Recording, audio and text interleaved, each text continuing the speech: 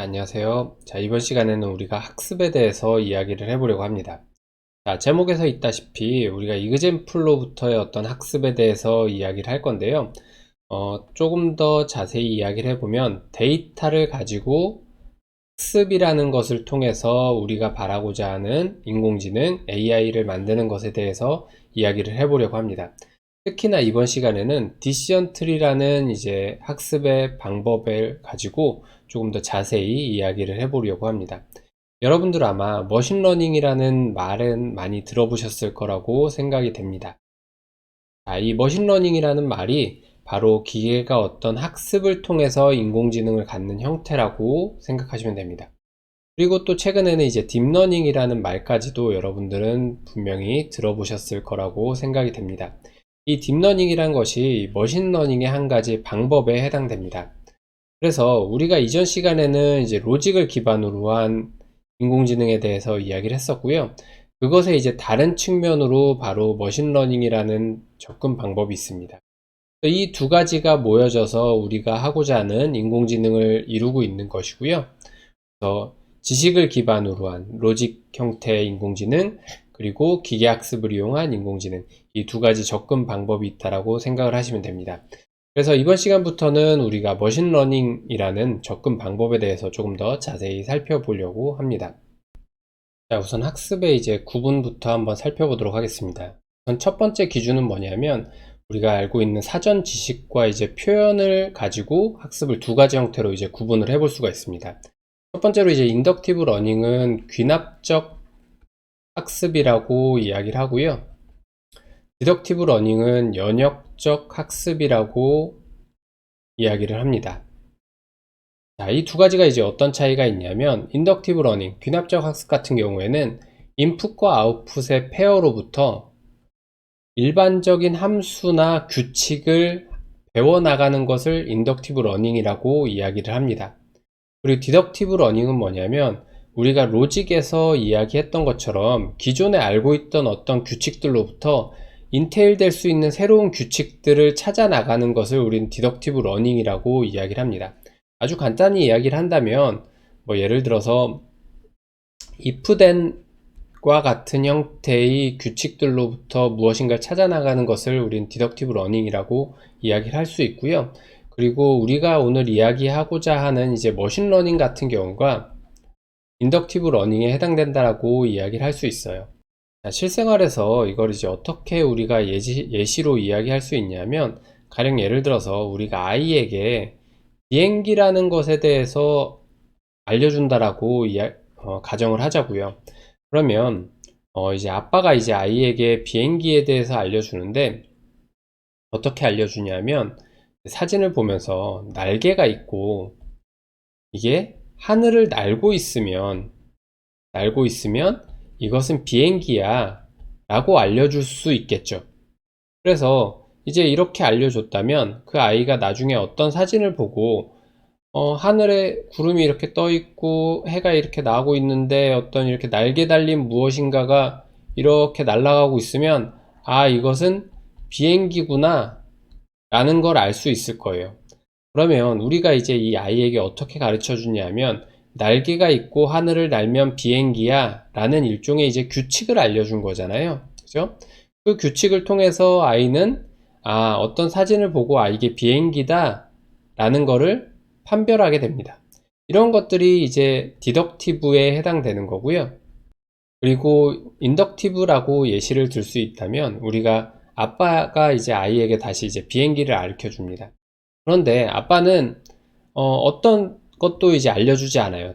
단지 여러 장의 이제 사진을 이렇게 준비해 놓고 이렇게 생긴 사진이 있고 뭐 예를 들어 이렇게 생긴 사진도 있을 거고 뭐 이렇게 생긴 사진도 있을 거고 뭐 여러 장의 사진이 있을 텐데 이 사진들을 보여주면서 이게 비행기야, 이게 비행기야, 이게 비행기야 라고 알려줍니다. 그럼 아이는 아빠는 어떤 뭐 비행기가 어떤 형태를 가졌는지 무엇을 하는 건지 알려주지 않았어요. 단지 사진들을 보여주면서 이것들이 이제 비행기야 라고 알려준 거죠. 그럼 아이는 이 사진들을 보고 비행기는 어떤 특성을 가지고 있구나 라는 것을 이제 배우게 될 거예요. 그러면 다음에 어떤 사진이 들어왔을 때 자신이 이전의 경험들로부터 배운 어떤 특성들을 가지고 여기에 이런 물체가 있는데 이 물체가 비행기다 아니다 라는 것을 판단할 수 있을 겁니다. 자, 이러한 과정으로 우리가 학습을 해 나가는 게 바로 인덕티브 러닝에 해당돼요. 그래서 다시 한번 정리를 해보자면 어떤가 인풋과 아웃풋의 페어, 지금 이 예시로 든다면 인풋은 이 사진이 되겠죠. 그리고 아웃풋은 여기가 이제 비행기다 라는 게 아웃풋이 될 거예요. 이런 인풋과 아웃풋의 페어들로부터 일반적인 이제 규칙들 혹은 함수들을 이제 배워 나가는 게 인덕티브 러닝에 해당됩니다. 이 아이가 배우는 것은 이런 사진으로부터 이런 물체가 비행기다 아니다, 어떤 규칙들을 가지고 있지? 라는 것을 이제 학습을 하게 되는 거죠. 이러한 과정이 이제 인덕티브 러닝에 해당되는 거고, 디덕티브 러닝은 이 아빠가 아이에게 가르쳐 준 것처럼 날개가 있고 하늘을 날고 있으면 그것은 비행기야 라는 이런 기존의 어떤 규칙들로부터 새로운 것들을 이제 발견해 나가는 것들의 학습을 우리는 이제 디덕티브 러닝이라고 이야기를 합니다. 그래서 우리가 어떤 표현과 사전 지식에 따라서 인덕티브 러닝과 디덕티브 러닝으로 구분을 할 수 있습니다. 또 다른 학습의 이제 구분 포인트는 뭐냐면 피드백이 존재하는지의 유무에 따라서 우리는 이 학습을 구분할 수 있습니다. 이 세 가지 형태로 구분하게 되는데, 첫 번째로 이제 unsupervised learning, 흔히 우리는 비지도 학습이라고 이야기를 합니다.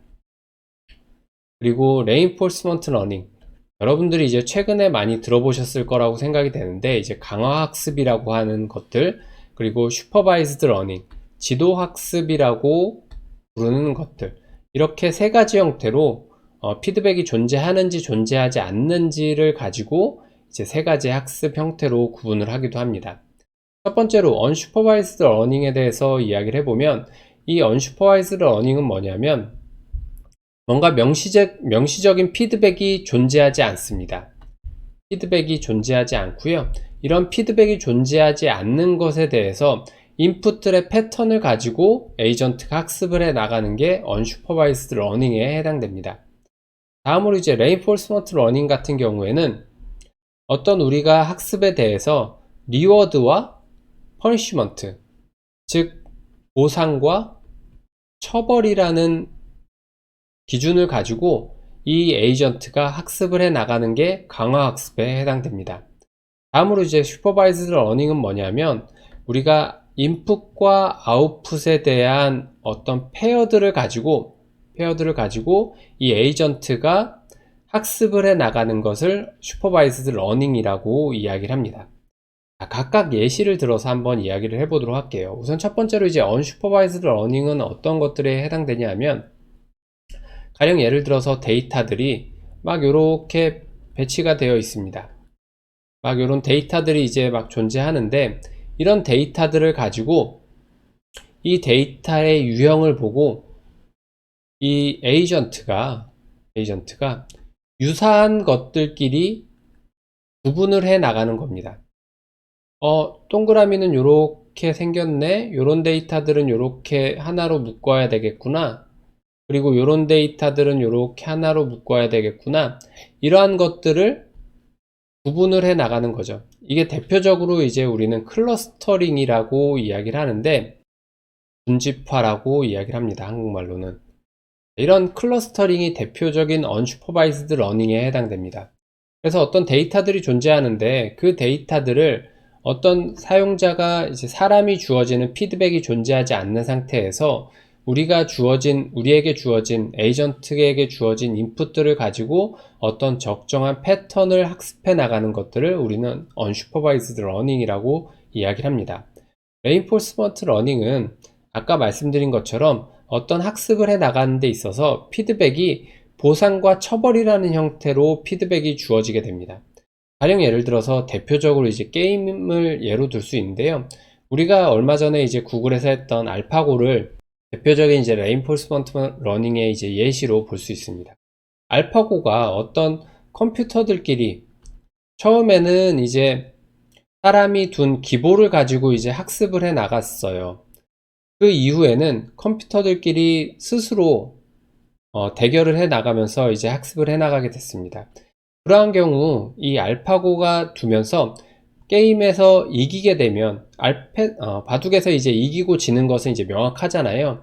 이기게 되면 뭐 예를 들어 플러스 1점, 지게 되면 마이너스 1점을 주게 되는 거죠.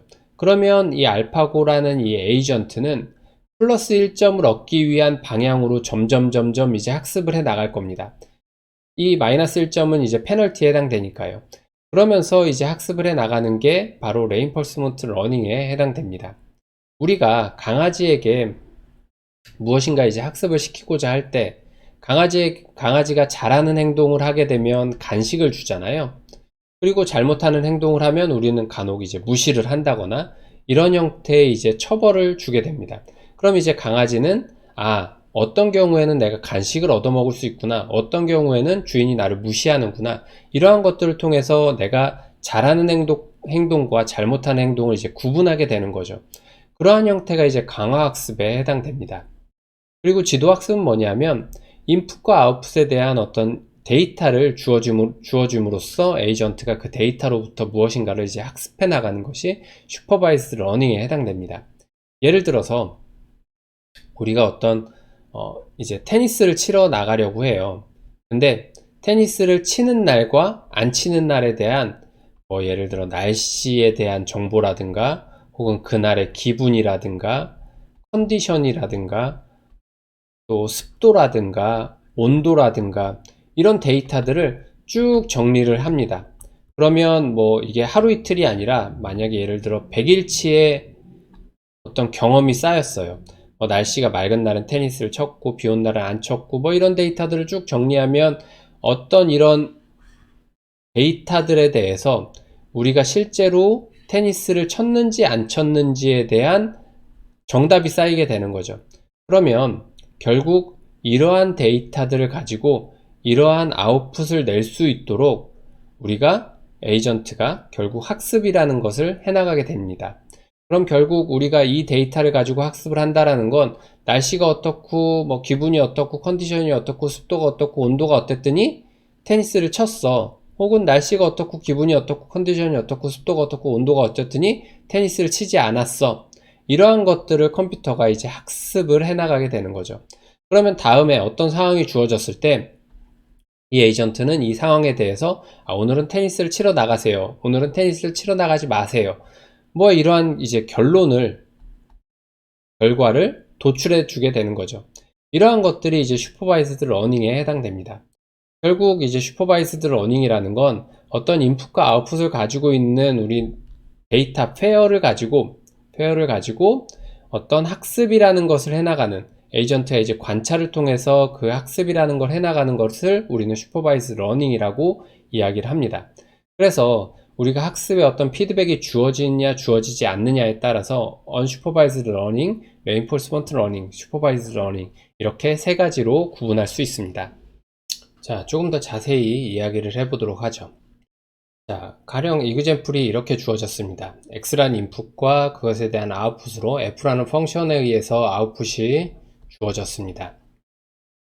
자, 거기서 우리가 하는 일은 뭐냐면 f라는 펑션에 의해서 주어진 이그젠플들의 집합들로부터 실제 함수 f에 근사하는 함수 h를 구하는 게 바로 슈퍼바이스드 러닝의 태스크라고 이야기를 했었어요. 그래서 여기서의 이제 근사함수 h를 뭐라고 부르냐면 하이파세스라고 이야기를 합니다. 즉 가설이라고 부를 수 있는 거죠. 자, 그래서 여기서의 피드백은 어떤 의미를 가지고 있냐면 실제 함수 f와 우리에게 주어진 가설, 이 함수 근사함수 h와의 어떤 관계가 피드백에 해당됩니다. 즉 다시 말해서 이 가설로 주어진 이 h라는 함수가 만약에 잘 근사했다면, 실제 함수 f를 잘 근사했다면 이 f와 h 사이의 차가 굉장히 적어지겠죠. 이 차가 적다라는 건 이 함수 근사함수 h가 실제 함수 f를 아주 잘 묘사하고 있다라는 것을 나타내는 걸 겁니다. 그래서 이런 형태로 이 실제 함수 f와 근사함수 h와의 어떤 관계가 피드백에 해당됩니다. 그리고 우리가 가지고 있는 데이터에는 어떤 노이즈가 포함될 수도 있고요. 그리고 어떤 미싱된 컴포넌트가 존재할 수도 있습니다. 왜냐하면 우리가 가지고 있는 데이터들은 우리가 실제 생활에서 혹은 뭐 우리에게 주어진 학습 데이터로서의 관찰된 것들에 불과하기 때문에 실제 함수 f를 완전히 나타내는 데이터들은 가지고 있지 않는 거죠. 이것을 근사할 수 있는 함수 h를 구하는 게 슈퍼바이즈드 러닝의 목표라고 할 수 있습니다. 자, 그래서 슈퍼바이즈드 러닝은 트레이닝 셋에 학습 셋에 존재하는 실제 함수 f에 대해서 우리가 이 f를 모르기 때문에 이 f에 근사하는 함수 이제 h 하이퍼세시스를 구하는 거잖아요. 그래서 이 가설 h라는 함수를 구하는데 사실 이 h라는 함수는 굉장히 많은 형태가 존재할 수 있습니다. 그럼 이 아래쪽에 그림을 보면 점이 이제 하나, 둘, 셋, 넷, 다섯, 여섯, 일곱 개의 점으로 구성된, 즉 일곱 개의 트레이닝 셋으로 구성된 이런 데이터가 존재하는데, 이 데이터에 대해서 첫 번째 A라는 여기에 가설은 일직선으로 이렇게 쭉 그은 거예요. 이런 가설이 존재할 수도 있고요. 그리고 B를 보면 모든 점을 완벽하게 다 지나는 이런 굉장히 복잡한 형태의 h라는 펑션이 만들어질 수도 있을 거예요. 즉 우리가 가지고 있는 데이터에 대해서 이 데이터를 완전히 설명할 수 있는 다양한 형태의 하이퍼세스가 존재할 수 있습니다. 즉 근사함수 h가 존재할 수 있다는 거고요. 그럼 이렇게 여러가지 근사함수 h가 존재할 때 과연 어떤 게 더 좋냐를 선택할 수 있어야 되겠죠. 여기서의 우리가 적용하는 것이 뭐냐면 오캄스 레이저라는 이 법칙을 적용합니다. 흔히 이제 오캄스 면도날이라고 부르는 이런 법칙을 적용하는데요. 궁극적으로는 뭐냐 하면 우리가 간단하게, 즉 설명이 간단한 것들이 더 선호된다라는 겁니다. 그래서 이렇게 다양한 이제 하이퍼세스가 존재할 텐데 이러한 것들 중에 무엇을 선택할 거냐 라고 한다면 거기서부터 가장 심플리리스트한, 가장 간단한 것을 선택하는 게 가장 효과적이다 라는 겁니다. 자, 그거를 한번 살펴보면 C하고 D라는 뒤에 두 가지 다른 형태의 그림이 있는데 역시나 점이 하나, 둘, 셋, 넷, 다섯, 여섯, 일곱 개의 트레이닝 셋이 있습니다. 트레이닝 셋이 있는데요. 이 트레이닝 셋을 완벽하게 설명하려면 이런 형태의 이제 곡선을 그려야지만 해당 우리가 가지고 있는 7개의 트레이닝 셋에 대해서 완전하게 설명할 수 있는 함수 h를 구할 수 있어요. 그런데 지금 이 패턴을 보면 요 다음에 만약에 우리가 이 슈퍼바이스드 러닝을 한다라는 건 우리가 결국 관측되지 않은 데이터에 대한 아웃풋을 예측하는 거잖아요. 그죠? 우리가 주어진 이 x라는 값에 대해서 이 x라는 값이 우리가 도출한 이 근사함수 h에 집어넣었을 때 과연 맞는가 틀리는가를 찾는 것이 우리가 결국 슈퍼바이스드 러닝을 하는 목적이기 때문에 이 다음에 x라는 값에 대해서 여기에 존재하는 요 x라는 값에 대해서 어디쯤에 요 fx 함수가 존재할 것 같으세요? 아마도 이런 패턴이라면 대충 한 요 정도에 존재할 것 같아요. 그죠? 한 요 정도의 어떤 값이 존재할 것 같습니다. 그런데 우리가 앞서 구한 이런 굉장히 복잡한 커브를 가지고 있는 근사함수 h로는 이 데이터를 정확하게 예측할 수 없어요. 이 값에 대해서 이 h라는 펑션은 여기에 값을 예측하도록 아마 결과가 나올 겁니다. 그렇겠죠? 자, 그런데 우리한테 주어진 이 트레이닝 셋을 완벽하게 설명하지 못하더라도 이런 그냥 단순히 하나의 직선으로 쭉 되어 있는 이런 근사함수 h를 구할 수 있다면 아마도 이런 복잡한 형태의 h보다는 좀 더 잘 근사하게 이 값을 예측할 수 있을 거예요. 즉 이렇게 복잡한 함수보다는 단순하게 이렇게 생겨져 있는 함수가 우리가 가지고 있는 데이터들을 더 잘 설명할 수 있다라는 거죠. 물론 지금 여기 뒤에 있는 것처럼 지금 찍힌 이 7개의 점에 대해서는 사실 특정 사인 함수를 통해서 완벽하게 일치하는 이런 함수 h를 구할 수 있습니다. 함수 h를 구할 수 있긴 하지만 우리가 이런 경우는 굉장히 드문 케이스에 해당되고요. 실제 우리가 가지고 있는 데이터셋, 즉 트레이닝 셋으로부터 이 트레이닝 셋을 근사할 수 있는 함수 h를 구한다는 건 굉장히 어려운 일이기 때문에 이 완벽한 함수 h를 구하는 건 사실상 불가능합니다. 그렇기 때문에 우리가 여러 가지 대안으로 가질 수 있는 이 h 함수들 중에서 가장 효과적인 것들을 선택하는 게 이 슈퍼바이즈 러닝에 해결해야 될 문제에 해당되는 거고요. 그러기 위해서는 오캄스 레이저를 적용을 해서 가장 심플리리스트한 하이퍼세스를 선택하는 게 가장 좋다라는 겁니다. 일반적으로 이 복잡한 것과 단순한 것 사이에는 트레이드오프가 분명히 존재합니다. 즉 우리가 보다 간단한 하이퍼세스를 선택하면 선택할수록 좀 더 일반화를 더 쉽게 시킬 수 있다라는 장점이 있는 거고요. 물론 복잡한 하이퍼세스를 선택하면 우리가 가지고 있는 트레이닝 데이터에 굉장히 핏하게 할 수 있긴 하겠지만 간단한 것을 선택함으로써 좀 더 잘 일반화 시킬 수 있다라는 겁니다.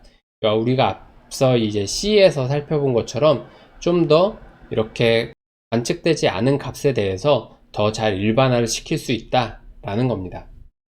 자, 그럼 이제 디시전 트리에 대해서 이야기를 해보도록 할게요. 디시전 트리는 뭐냐면 우리에게 주어진 애트리뷰트 밸류에 대해서, 이 애트리뷰트 밸류는 벡터 형태로 구성되어 있습니다. 즉 벡터 형태로 구성되어 있다는 건 애트리뷰트가 여러 개, 즉 하나 이상이라는 의미를 가지고 있습니다. 하나 이상의 애트리뷰트 인풋에 대해서 디시전, 즉 하나의 아웃풋 밸류를 리턴해주는 형태가 바로 디시전 트리에 해당됩니다. 말 그대로 이는 트리이기 때문에 우리가 앞서 트리 탐색 다양한 방법을 살펴봤잖아요.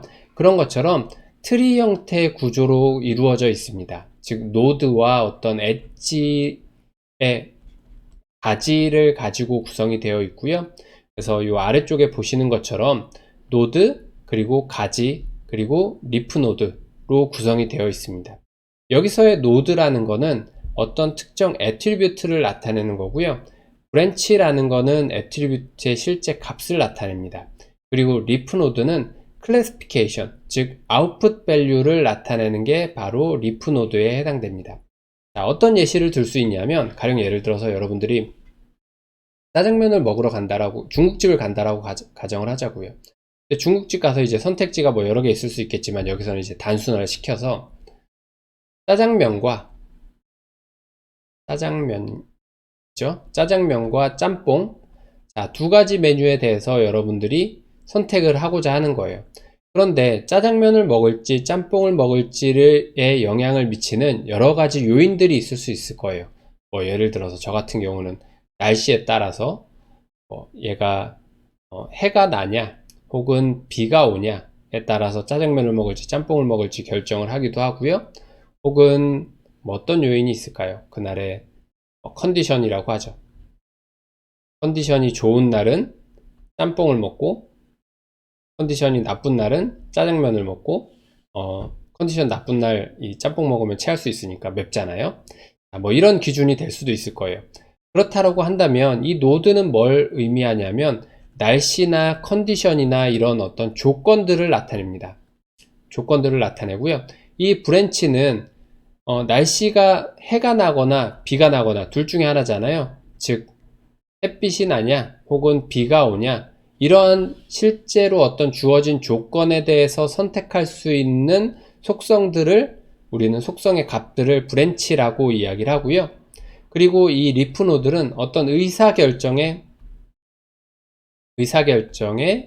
최종 아웃풋을 나타냅니다.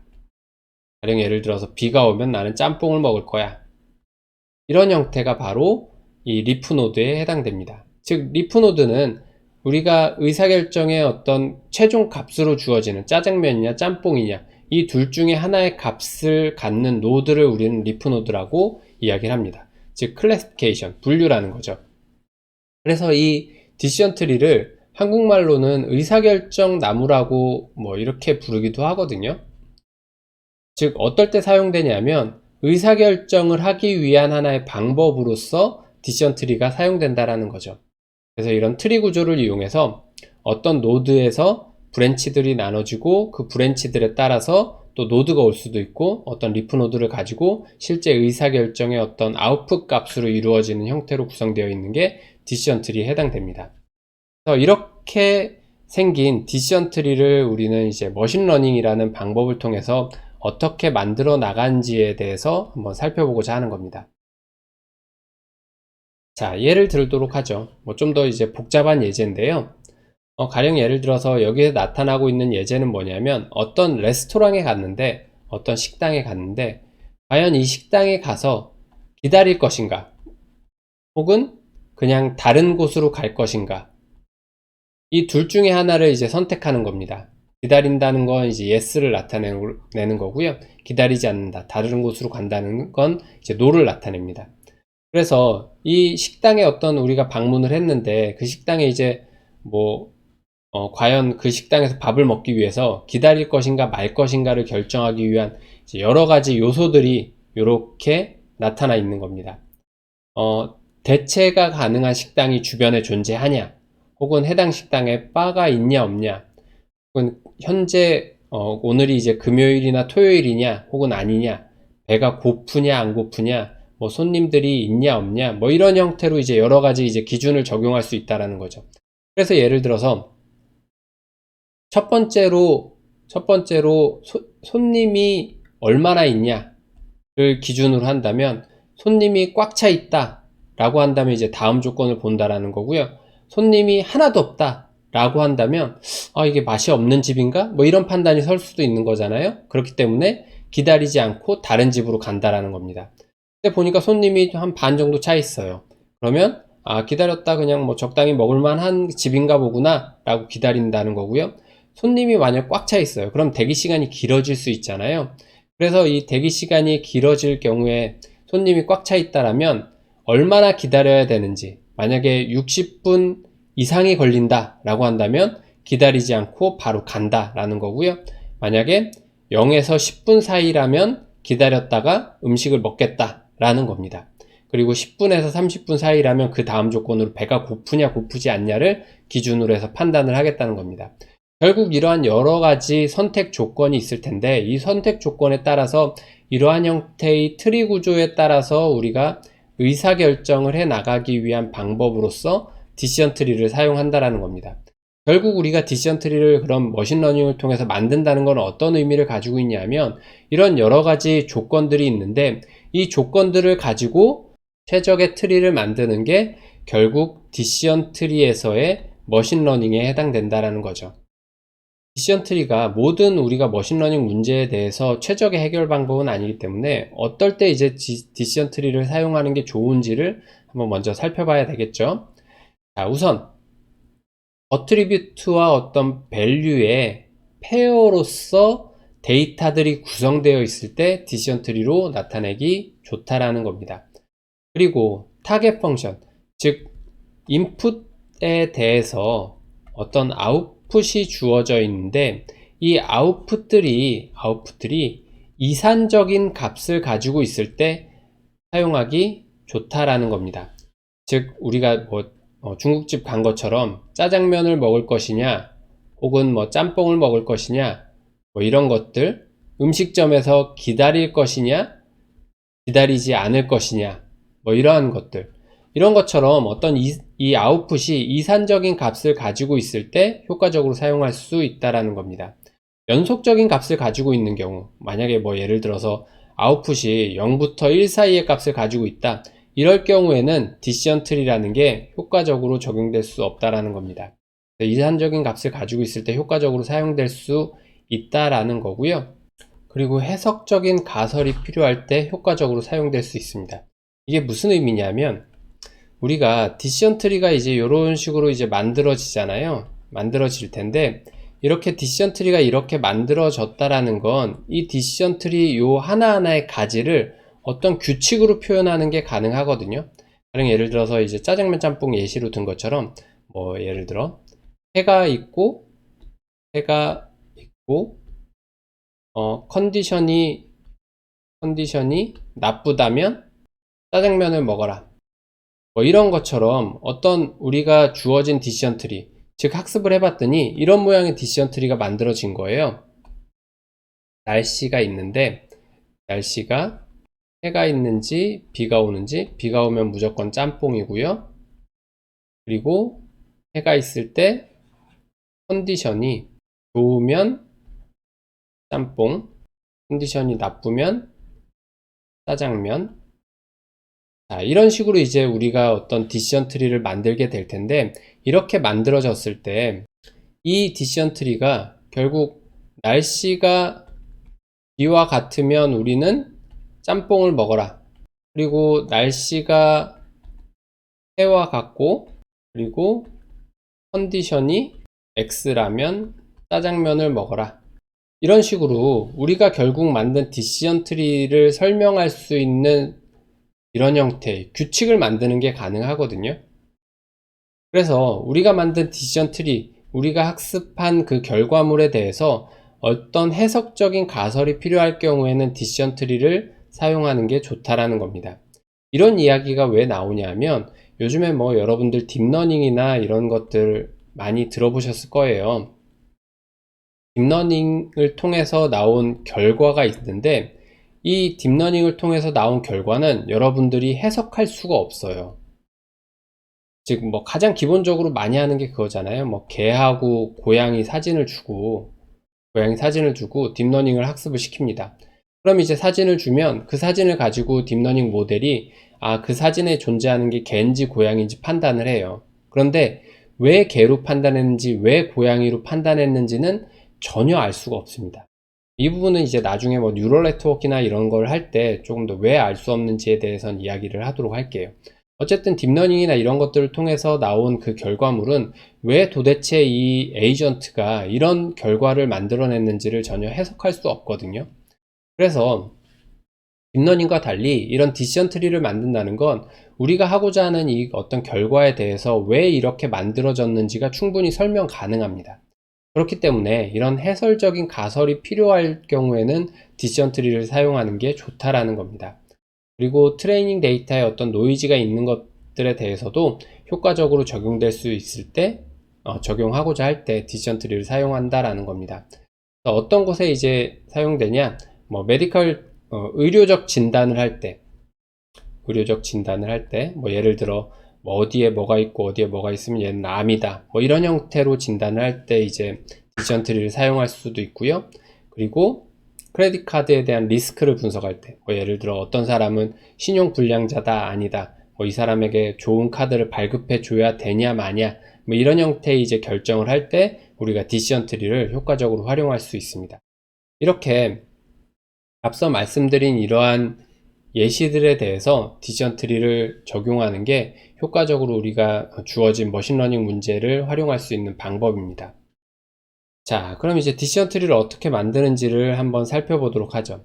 우리가 앞서 여러 가지 이제 그 음식점에서 기다릴 것인가 말 것인가에 대해서 예시를 이야기했었잖아요. 그 예시에 대한 결과를 이렇게 쭉 나타낸 겁니다. 우리가 가지고 있는 얘가 이제 트레이닝 셋에 해당되겠죠. 트레이닝 셋이 이제 이렇게 생긴 겁니다. 자, 이거에 대해서 요만큼이 이제 인풋에 해당되는 거고요.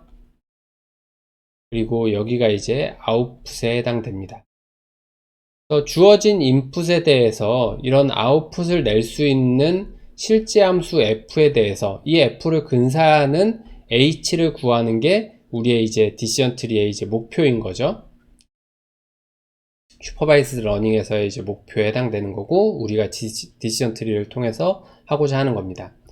그래서 이 디시전 트리에서의 이제 골은 뭐냐면, 이걸 잘 설명할 수 있는 디시전 트리를 만드는 거에서의 이제 골을 뭐냐면 트리를 만드는 거죠.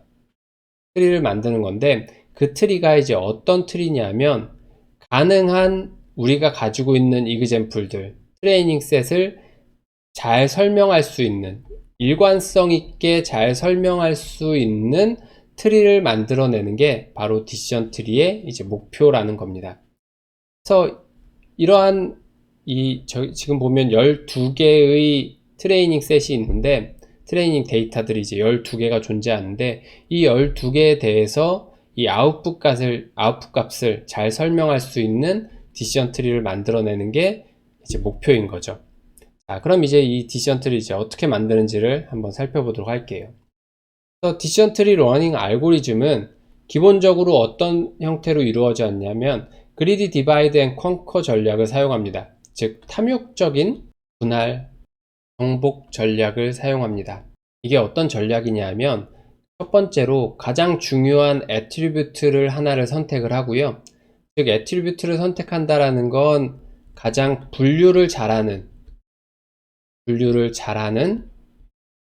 하나의 특성을 하나 선택을 하고요. 그 특성에 따라서 서브 프로블럼으로 문제를 나눕니다. 그리고 이러한 과정을, 이 두 가지의 과정을 문제가 완전히 해결될 때까지 반복적으로 수행함으로써 문제를 해결해 나가는 거예요. 자, 아래쪽에 이제 예시를 한번 보도록 하죠. 앞서 그 레스토랑에서 이제 기다릴지 말지 결정하는 데이터가 1번부터 12번까지 있었어요. 13468 12는 기다린다는 결론을 얻는 데이터고요. 2, 5, 7, 9, 10, 11은 안 기다린다에 대한 트레이닝 셋이에요. 그래서 이렇게 각각 6개씩 구성이 되어 있습니다. 근데 타입을 기준으로 이 데이터를 나눴어요. 프렌치 레스토랑이냐, 이탈리안 레스토랑이냐, 타이 레스토랑이냐, 버거를 파는 레스토랑이냐로 나눴더니 프렌치 레스토랑에 대해서는 1번 트레이닝 셋과 5번 트레이닝 셋 이렇게 두 개로 구분이 됐고요. 그래서 이 두 개에 대해서는 1번일 경우에는 기다린다, 5번은 이제 안 기다린다로 나눠진 거고요. 이탈리안 레스토랑으로 구분을 했을 때는 이제 타입의 이탈리안 레스토랑일 경우에는 6번과 10번이 해당되는데 6번은 기다린다, 10번은 안 기다린다잖아요. 그리고 타이 레스토랑인 경우에는 4번, 8번, 2번, 11번이 여기에 해당되는데 4번, 8번은 기다린다, 2번, 11번은 안 기다린다로 구분이 된 거예요. 자, 이렇게 타입으로 구분을 하게 되면 이 12개의 데이터셋에 대해서 타입으로 구분을 하게 되면 4개의 이제 가지가 만들어지게 되고 각 가지가 가지고 있는 데이터가 기다린다, 안 기다린다가 다 복합적으로 가지고 있는 형태를 띠고 있어요. 자, 그런데 보시면 이제 12개의 이 똑같은 데이터에 대해서 손님들이 얼마나 있는지를 가지고 구분을 한 거예요. 그러면 만약에 손님이 하나도 없으면 여기에는 7번, 11번만 들어가게 됩니다. 7번, 11번만 들어가면 여기에 위에는 기다린다는 아예 데이터가 없어요. 안 기다린다만 존재하잖아요. 여기는 안 기다린다.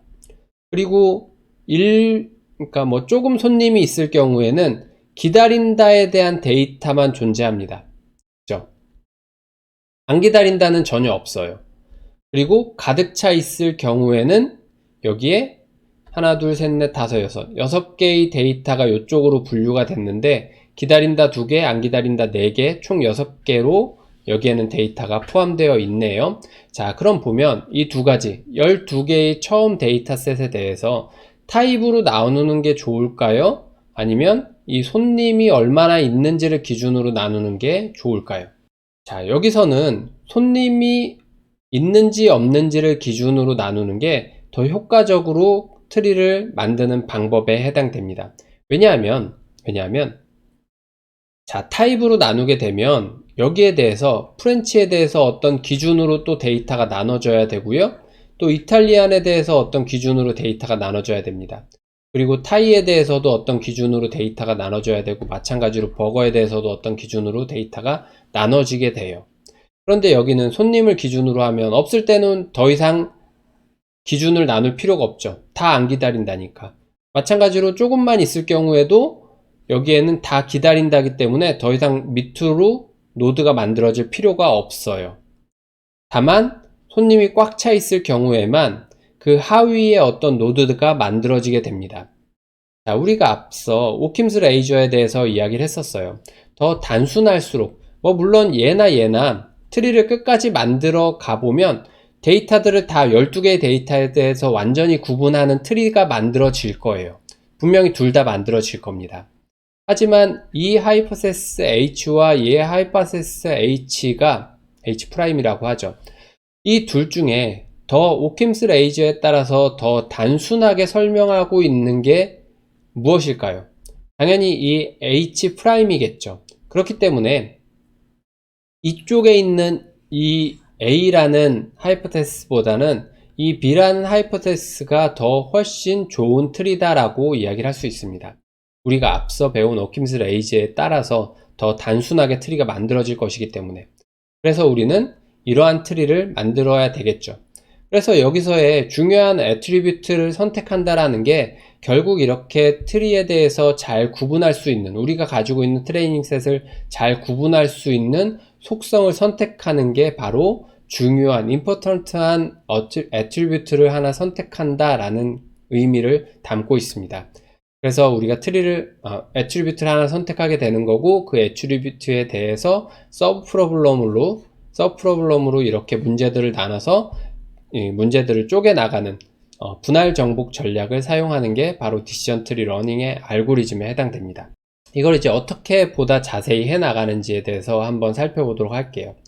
우선 첫 번째 이 메인 루프가 해당되는데, 이 5가지의 루프들을 끝날 때까지 문제들이 이제 완전히 해결될 때까지 반복해 나가는 겁니다. 자, 첫 번째 이 메인 루프는 뭐냐면 디시전 애트리뷰트 하나 A를 선택하는 겁니다. 근데 A를 아무거나 선택하는 게 아니라 가장 좋은, 가장 베스트한 애트리뷰트 하나를 선택합니다. 아까 예제에서 본다면 식당의 타입보다는 손님이라는 이 속성이 더 좋은 속성이다라고 이야기를 했잖아요. 왜냐하면 문제를 아주 단순하게 만들어주는 속성이기 때문에 손님이란 속성이 더 좋은 속성이다라고 이야기를 했습니다. 이런 것처럼 우리에게 주어진 속성들 중에 가장 좋은 속성 하나를 선택을 합니다. 좋은 속성 하나를 선택을 하는 거고요. 그래서 그 속성을 어떤 노드의 형태로 만들게 됩니다. 그리고 A가 가지고 있는 각각의 값들을 가지고 하위의 노드들을 만들게 돼요. 즉, 손님을 기준으로 한다면 손님이 전혀 없다, 일부 있다, 자리가 꽉 찼다, 이렇게 3개를 가지고 가지를 만들게 되는 거죠. 그리고 리프 노드에 대해서 트레이닝 이그젠플들을 다시 담게 됩니다. 아까 여기에 12개가 있었는데 이쪽에 2개, 4개, 6개 이런 식으로 이제 트레이닝 데이터들이 구분됐잖아요. 자, 그래서 이렇게 만들고요. 그리고 완전히 트레이닝 트레이닝 셋들이 완전히 분류가 됐다라면, 클래시파이드 됐다라면 알고리즘을 멈추게 되고요. 그렇지 않다라고 한다면 리프 노드를 다시 1번부터 반복을 하게 됩니다. 자, 이 케이스 같은 경우에는 꽉 찼다에 대해서 완전하게 분류되지 않았잖아요. 그죠? 그러니까 여기에 대해서 다시 이렇게 트리를 만들게 되는 거죠. 이러한 과정을 통해서 완전히 분류된 트리가 만들어지게 되면 이제 스탑을 하게 되는 거고요. 만약에 그렇지 않다라 그러면 완전히 트리가 분류되는 형태로 만들어질 때까지 요 1번부터 5번까지를 계속 반복해 나가면서 트리를 만들게 되는 겁니다. 아까도 말씀드렸다시피 그렇다면 과연 어떤 게 좋은 애트리뷰트냐를 결정할 수 있어야 되겠죠. 지금 이 케이스에 대해서 A1과 A2가 있는데 과연 어떤 게 더 좋은 속성이냐를 구분할 수 있어야 됩니다. 지금 보면 여기에 이제 29 더하기 35니까 총 64개의 트레이닝 셋이 있는 거네요. 64개에 대해서 A1으로 선택했을 때는 21, 5, 8, 30으로 구분이 됐고요. A2로 선택했을 때 대해서는 64개에 대해서 18, 33, 11, 2 이렇게 구분이 된다라는 겁니다. 여기에 있는 숫자만을 본다면 좀 더 트리를 단순하게 만들고자 한다면 이쪽에 있는 A1을 선택하는 게 더 효과적으로 트리를 만들어 나가는 방법이라고 할 수 있어요. 그렇다면 왜 A1이 더 효과적인 트리를 만들어 나가는 방법인지를 한번 살펴보도록 할게요. 자, 그럼 이제 애트리뷰트를 우리가 골라야 될 텐데 과연 애트리뷰트를 어떻게 고르는 게 좋은 방법인지에 대해서 우리가 이야기를 해봐야 되겠죠. 자, 그 기준으로 우리는 무엇을 사용할 거냐면 information gain이라는 것을 사용을 할 겁니다. 흔히 정보 획득량이라고 이야기를 하는 이 information gain을 사용을 할 건데요. 이 information gain은 어떻게 정의되냐면 엔트로피라는 것으로 정의가 됩니다. 자, 그래서 이 인포메이션 게인을 통해서 우리가 어떤 속성이 가장 좋은 속성이고 어떤 속성이 가장 쓸모없는 속성인지, 기준으로서 사용하기에 쓸모없는 속성인지에 대한 판단 기준으로 인포메이션 게인을 사용할 거고요. 그 인포메이션 게인은 뭘로 구성되어 있냐면 이 엔트로피라는 것으로 구성이 되어 있습니다. 그럼 이제 이 엔트로피와 인포메이션 게인에 대해서 좀 더 자세히 살펴보도록 할게요. 첫 번째로 엔트로피입니다. 엔트로피는 어떻게 정의를 내릴 수 있냐면 확률 변수에 대한 불확실성을 측정하는 것을 우리는 엔트로피라고 이야기를 합니다. 즉 이게 무슨 얘기냐면 우리가 가령 예를 들어서 이제 동전이 있어요. 동전이 있는데 동전이 앞과 나올 확률과 뒤가 나올 확률은 똑같이 2분의 1, 2분의 1이잖아요. 그죠? 이렇게 동전이 앞과 뒤가 나올 확률은 각각 2분의 1인데 2분의 1씩 나온다는 건 내가 지금 동전을 던졌는데 앞이 나올지 뒤가 나올지 알 수 없어요. 그죠? 굉장히 불확실하죠.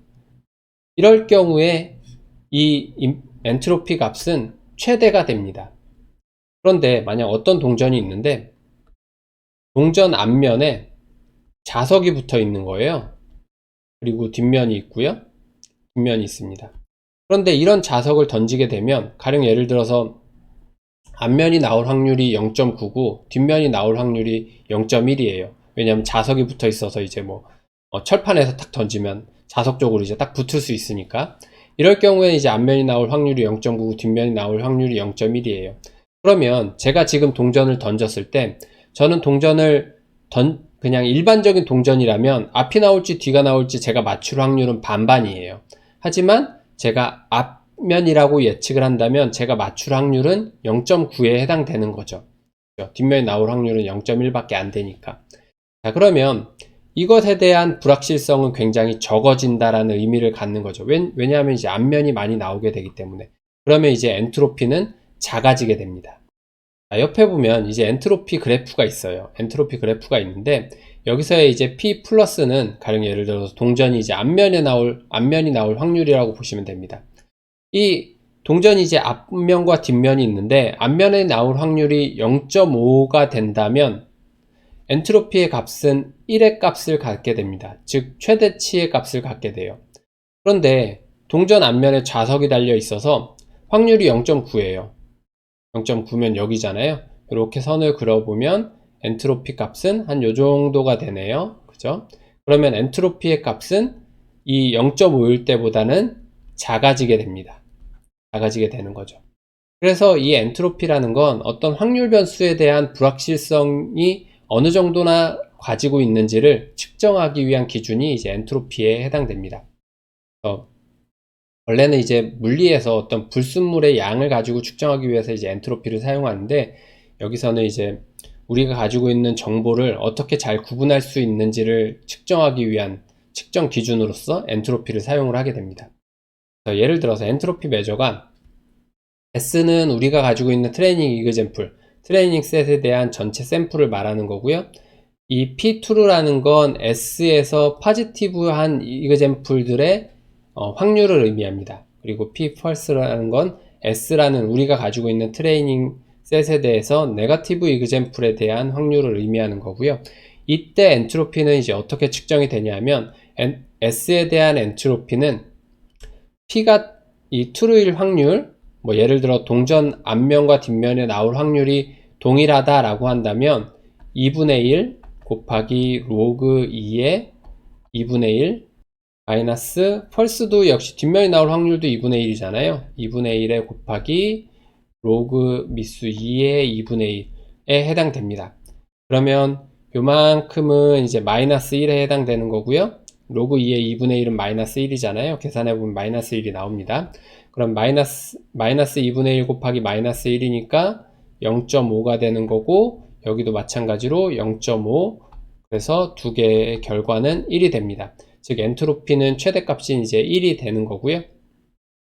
만약에 이제 동전 앞면과 뒷면이 나올 확률이 0.9하고 0.1이 된다면 이 식에 대입해 보면 엔트로피 이 동전 편파적인 동전이라고 하죠. 편파적인 동전에 대해서 이 엔트로피 S를 구하게 되면 마이너스 10분의 9 곱하기 로그 2의 10분의 9 마이너스 10분의 1 곱하기 로그 2의 10분의 1에 이런 식으로 이제 계산이 됩니다.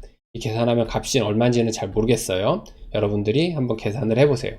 그럼 이제 엔트로피의 값은 이 값보다는 많이 작아진 값이 나올 겁니다.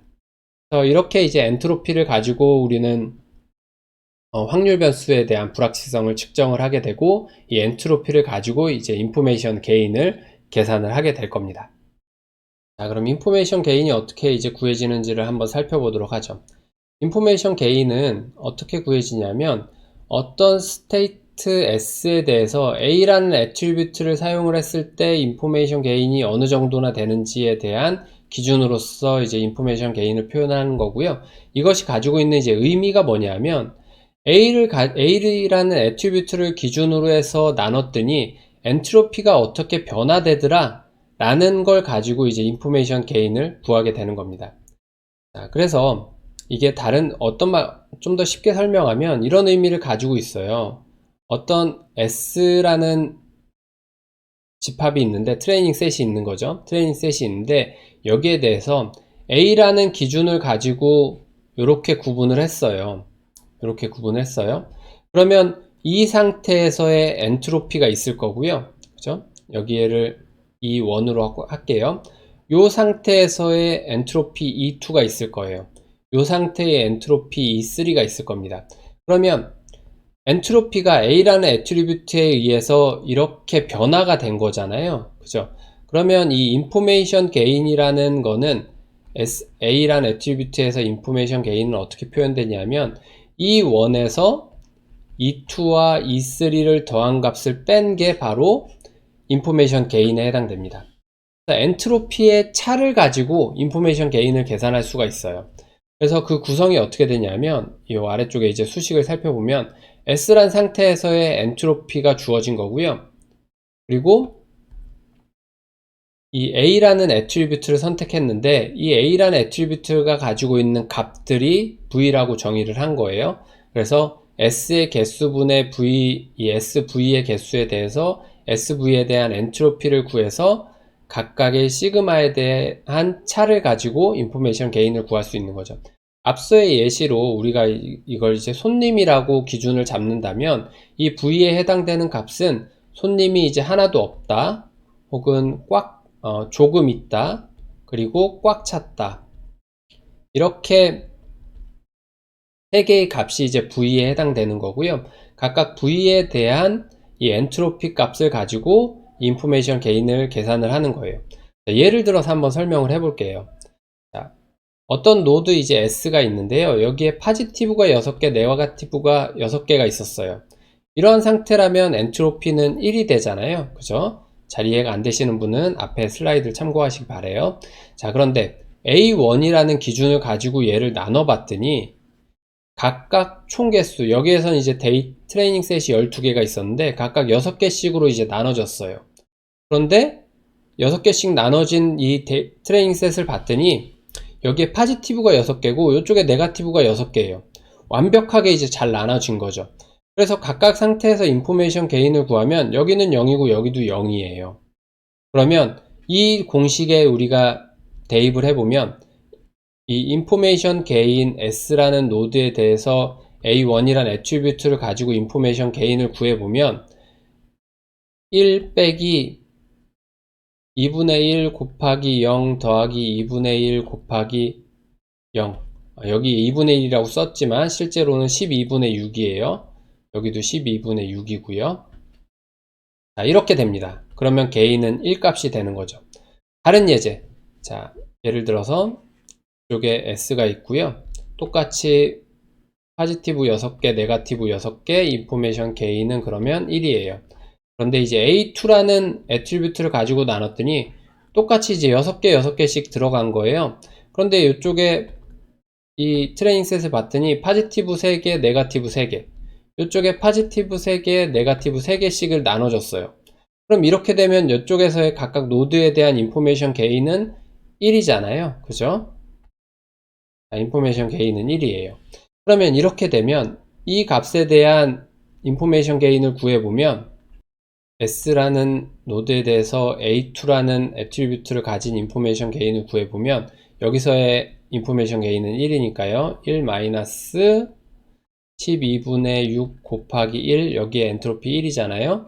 더하기 12분의 6 곱하기 1, 이렇게 되는 거죠. 계산해보면 0이 나와요. 즉 이렇게 구분이 됐을 때 S라는 노드에 대해서 A1이라는 애트리뷰트를 쓰면 인포메이션 게인 값은 1이 되고요. 그리고 A2라는 이 애트리뷰트를 기준으로 나누게 되면 인포메이션 게인은 0이 돼요. 그러면 결국 어떤 게 더 좋은 애트리뷰트냐? 인포메이션 게인 값이 큰 A1이 더 좋은 분류 기준에 해당된다라는 겁니다. 이와 같은 방법을 써서 인포메이션 게인을 구하고 그 인포메이션 게인을 통해서 우리는 어떤 속성이 좋은 속성인지 혹은 분류하기에 나쁜 속성인지를 계산을 할 수 있어요. 자, 아래쪽에 예시해 보면 이렇게 나와 있습니다. 과연 A1과 A2 중에 어떤 속성이 더 분류하기에 좋은 속성인지, 즉 다른 말로 이야기하면 인포메이션 게인 값이 더 큰지를 여러분들이 직접 한번 계산을 해 보시기 바랍니다. 자, 앞선 예제를 통해서 우리가 좀 더 이제 간단한 예제를 가지고 한번 내용을 살펴보도록 할게요. 자, 이 예제는 테니스를 칠 건지 말 건지에 대한 디시전 트리를 만들기 위한 이제 표에 해당됩니다. 트레이닝 셋에 해당되는 거고요. 14일 동안의 데이터를 수집을 했어요. 그래서 날씨가 어떤지, 기온이 어떤지, 습도가 어떤지, 바람이 부는지 안 부는지를 기준으로 이제 인풋 값을 정의를 했고요. 그리고 그에 대한 아웃풋 값은 테니스를 칠 건지 말 건지가 아웃풋 값에 해당됩니다. 자, 그래서 날이 밝고 기온이 높고 습도가 높고 바람이 적게 불면 테니스를 안 친다. 그리고 3일째를 보면 어떤 날을 볼까요? 4일째를 보죠. 비가 오고 기온이 적당하고 습도가 높고 바람이 적으면 테니스를 쳤네요. 뭐 이렇게 이제 데이터들을 쭉 트레이닝 셋을 만들었습니다. 그래서 이 트레이닝 셋을 가지고 우리가 하고자 하는 건 뭐냐면 이제 디시전 트리, 테니스를 치러 갈지 말지를 결정할 수 있는 디시전 트리를 이제 만드는 게 이제 우리의 목표예요. 자, 그래서 우선 첫 번째 기준에 대해서 과연 휴미디티로 나누는 게 좋은가, 윈드라는 속성을 기준으로 나누는 게 좋은가를 결정을 하고자 합니다. 우리가 결정을 하는 기준은 앞서 살펴봤던 것처럼 인포메이션 게인을 가지고 우리는 어트리뷰트를 설정을 할 거예요. 이 인포메이션 게인은 어떻게 결정되냐면 개인 어떤 S에 대해서 A라는 것은 어떤 엔트로피 S에 대해서 A라를 기준으로 분류했을 때의 엔트로피를 가지고 우리는 인포메이션 게인을 구할 수 있었어요. 그래서 휴미디티로 분류하기 전에 이제 엔트로피는 0.940이었고요. 포지티브가 9개, 네거티브가 5개, 즉 테니스를 치러 간다가 9개, 테니스 치러 가지 않는다가 5개가 있었네요. 총 14일치 데이터였잖아요. 거기에 대해서 휴미디티로 나눴더니 이 나눈 것에 대해서 엔트로피가 0.985, 0.592 이렇게 됐네요. 그래서 계산을 해봤더니 인포메이션 게인, 휴미디티라는 이제 애트리뷰트를 가지고 인포메이션 게인을 계산해봤더니 0.151이 나왔어요. 그리고 이제 바람이 약하다 강하다를 가지고 계산을 해봤더니 이전에는 엔트로피가 0.940이었는데 각각 0.811 그리고 1.0 이렇게 계산이 됐네요. 그렇게 해서 계산을 해봤더니 해당 윈드라는 애트리뷰트를 가지고 인포메이션 게인을 계산해보면 0.048이 나왔습니다. 그러면 이 윈드와 휴미디티 중에 더 좋은, 분류하기에 더 좋은 애트리뷰트는 휴미디티, 인포메이션 게인의 값이 더 큰 휴미디티가 더 좋은 애트리뷰트다라는 겁니다. 그러면 결국 첫 번째 분류 기준으로서는 휴미디티를 사용을 하고 요 각각에 대해서 이 아래쪽에 이제 노드들을 만들고 또 다른 기준을 선택하는 형태로 디시전 트리를 만들어 나가면 된다라는 겁니다. 그러면 이렇게 인포메이션 게인을 통해서 만들어 나가면 가장 간단한, 가장 컴팩트한 형태의 디시전 트리를 만들 수 있다라는 겁니다. 자, 다음으로 이제 디시전 트리의 오버피팅에 대해서 이야기를 해보도록 할게요. 오버피팅이라는 건 뭐냐면 과적합이라고 이야기를 합니다. 우리가 결국 디시전 트리 어떤 슈퍼바이즈드 러닝을 통해서 어떤 학습을 한다라는 건 우리가 가지고 있는 트레이닝 셋에 대해서 이 트레이닝 셋이 가지고 있는 실제 함수 f를 근사할 수 있는 하이퍼세스 h를 구하는 거잖아요. 그죠? 그런데 이렇게 h를 구해서 우리가 뭘 하고자 하는 거예요? 실제 우리가 트레이닝 셋에 존재하는 게 아니라 실제로 관측된 어떤 데이터가 있는데 이 관측된 데이터에 대한 아웃풋을 예측하기 위한 목적으로 우리는 이 h라는 근사함수를 만드는 거잖아요. 그죠? 그런데 이 근사함수 h가 트레이닝 셋에 대해서 완전히 핏하게, 즉 완전히 이 트레이닝 셋만 잘 설명할 수 있도록 만들어진다면 어떤 경우에는 이 실제 관측된 데이터에 대한 아웃풋을 예측하는 게 굉장히 설명력이 떨어지는 그런 근사함수가 만들어질 수 있어요. 아까 우리가 이런 x라는 인풋이 있고 이쪽에 이제 실제 펑션 이 y 값을 나타내는 이 f라는 실제 함수가 존재할 때 뭐 이렇게 데이터가 있으면 이 데이터에 대해서 이 트레이닝 셋에 대해서 이런 함수를 만들면 굉장히 핏한 설명력을 가지고 있는 거잖아요. 그런데 실제로 어떤 x의 값을 예측하는 값이 이제 여기에 와야 되는 거예요. 요 점에 와야 되는 거예요. 그런데 이렇게 함수를 만들면 좀 빗나가잖아요. 그죠? 그런데 우리가 이렇게 트레이닝 셋 만들어진 거에 대해서 완전히 핏하진 않지만 완전히 이 트레이닝 셋에 완전히 일치하진 않지만 이런 형태의 어떤 h 펑션을 만들어낸다면 이 h 펑션은 오히려 우리가 이전에 관측되지 않은 데이터에 대해서 지금 이 모양의 이 꺾여 있는 이 모양의 h 프라임이라고 할게요. h 프라임보다는 더 가까운 값을 예측하는 거잖아요. 그죠? 오히려 더 설명력이 좋은 거죠. 그래서 이렇게 트레이닝 셋에 너무 타이트하게 너무 핏하게 만들어진 이러한 형태의 함수를 우리는 오버피팅 되어 있다라고 이야기를 합니다. 즉 트레이닝 셋에 너무 과적합되어 있다라고 이야기를 하는 거죠. 그래서 트레이닝 셋에만 너무 과적합되어 있어서 실제로 예측해야 될 값을 제대로 예측하지 못하는 상태를 우리는 오버피팅이라고 이야기를 합니다. 그래서 이거를 어떻게 설명할 수 있냐면 트레이닝 데이터에 대한 에러를 이제 이렇게 표현을 하는 거예요. 어떤 하이퍼세스 이 h라는 근사함수 h에 대해서 트레이닝 데이터에 대한 에러율을 이제 이렇게 표현을 한 거고요. 그리고 전체 데이터 가령 예를 들어서 100건의 데이터가 있는데 우리가 학습을 위해서 이 중에 80건만 선별해서 사용을 한 거예요. 선별을 해서 80건만 사용을 한 겁니다. 그게 이제 트레이닝 데이터인 거고요. 이 전체 데이터 D라는 거는 우리가 가지고 있는 이제 100건 전체를 나타내는 거예요. 전체 100건에 대해서 주어진 함수 H에 대한 에러율을 이제 이렇게 표현을 한 겁니다. 그래서 H라는 어떤 요 펑션과 H'이라는 근사함수 하이퍼세스 H와 H' 두 개를 가지고 이제 트레이닝 데이터로부터 요 두 개의 하이퍼세스를 만들어냈는데 이런 경우를 이제 과적합됐다라고 이야기를 하는 겁니다. 어떤 H에 대한 트레이닝 셋에 대한 에러율이 H'보다는 작아요.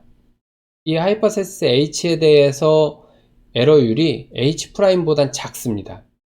그런데 전체 데이터에 대해서 에러율을 조사를 해봤더니 H'보다 오히려 H가 더 큰 거예요, 에러율이. 트레이닝 셋에서는 분명히 H가 더 좋았는데 전체 데이터에 대해서 테스트를 해보니까, 에러율을 조사를 해보니까 오히려 H'이 더 좋은 거예요. 이러한 경우 H가 오버피팅 됐다 라고 이야기를 한다라는 겁니다. 즉 H가 이제 과적합 됐다 라고 이야기를 한다라는 거예요. 그래서 이런 과적합이 우리가 이 머신러닝이라는 방법을 사용하면서 아주 빈번하게 일어날 수 있는 문제에 해당됩니다.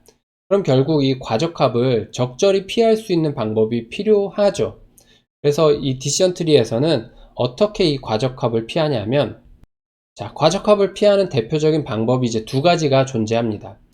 첫 번째는 이게 통계적으로 의미가 없다라는 거를 판단될 때 트리 만드는 것을 멈추는 게 이제 첫 번째 방법이고요.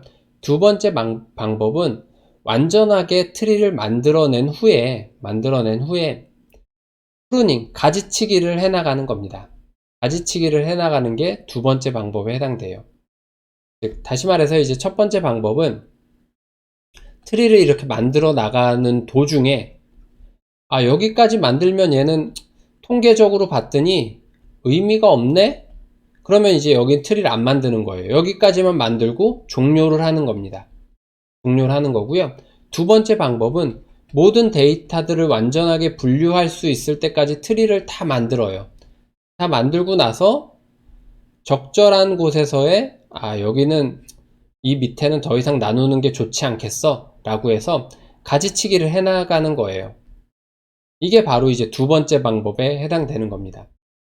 그래서 이 두 번째 방법을 조금 더 자세히 살펴보면 Reduced Error Pruning이라고 이야기를 하는데, 데이터를 우선 트레이닝과 밸리데이션 셋 두 가지로 나눈 겁니다. 아까 이야기했던, 이제 만약 가령 예를 들어서 100건의 데이터가 있어요. 이 중에 80건을 트레이닝 셋으로 사용을 하고요, 20건을 밸리데이션 셋으로 사용을 하는 겁니다. 80건은 학습을 위한 목적으로 이용을 하는 거고요, 20건은 검증을 위한 목적으로 데이터셋을 사용을 하는 거예요.